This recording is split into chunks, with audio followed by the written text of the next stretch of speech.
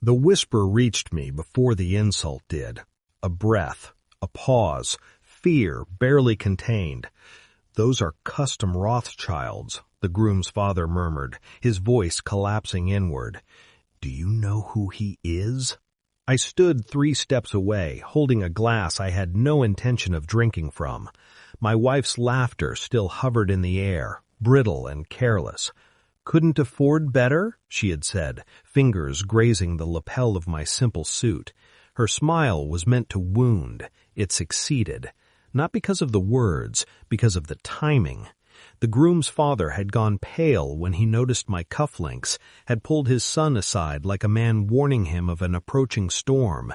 And in that moment, as chandeliers blurred above me, as music softened into noise, as my wife leaned toward her sister and whispered something I didn't hear, I understood something was ending. Not the marriage, an illusion. The room kept moving. I did not. I watched my wife's eyes flick toward the groom's best man. Too long, too familiar. A quiet signal passed between them. And inside me something cold finally woke. I had suspected long before that night. Suspicion is not dramatic. It is patient. It waits in the spaces between sentences. My wife had become precise with her phone. Angles, passwords changed without reason. She began returning late from errands that required nothing but bread, smelled faintly of a cologne I did not own. I told myself stories, work stress, family tension, imagination.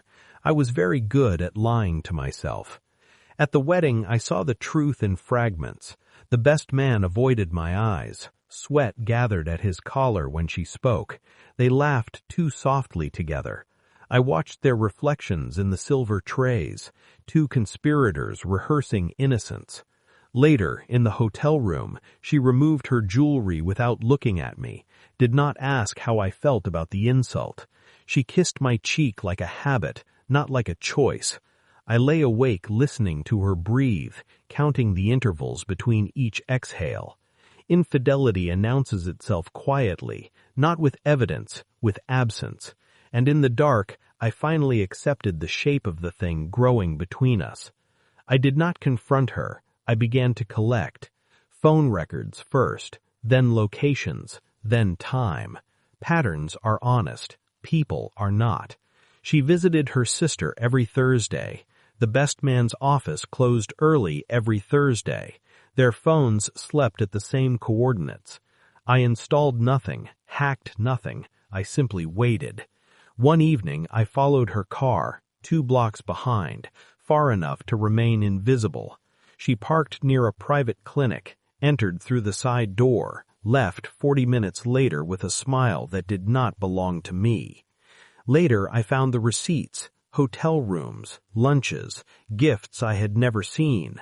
I copied everything, screenshots, logs, timelines. At work, I smiled. At dinner, I listened. At night, I memorized the way betrayal rearranges the body. Rage came, then left. What remained was precision. I was no longer a husband. I was an auditor. And auditors do not ask questions. They prepare conclusions.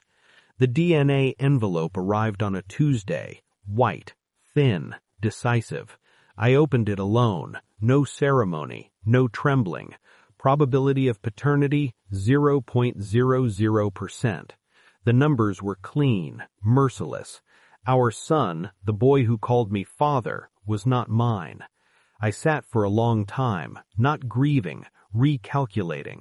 That night I placed the report inside a folder and slid it across the table. She opened it while stirring her tea, read once, read again, then her hand stopped moving. Silence expanded between us. "You tested?" she whispered. I nodded. Her face collapsed inward, not with shame, with fear. She began to speak. Apologies, explanations, a history rewritten too late. I said nothing. Composure is a weapon. I held it carefully. The wedding gave me my stage. 2 days later, during the family brunch, I stood beside the groom's father, the man who knew my name when no one else did. My wife was laughing across the room with the best man, careless again. I approached them quietly, placed the folder on the table, opened it, turned it toward him. His smile vanished. Then I added the phone logs, the hotel receipts, the clinic visits, one by one. I already spoke with your fiancée, I said softly. She deserved the truth before vows. The room tilted, whispers ignited, eyes turned. My wife understood too late. Her knees weakened. Her mouth searched for my name. I did not look at her. Power is refusing the final glance. I left that afternoon, no scene, no goodbye. Divorce papers waited on the kitchen counter when she returned. Custody adjusted, names corrected. The boy would never know the lie. That mercy was mine to give. Months passed, quiet returned. Sometimes I still feel the echo, not pain, recognition. Betrayal does not destroy you, it reveals you. At the wedding she mocked my suit, never noticing what I truly wore: control, silence, and patience. The cufflinks were never about wealth, they were about lineage, and now I belong only to myself. Thanks for watching.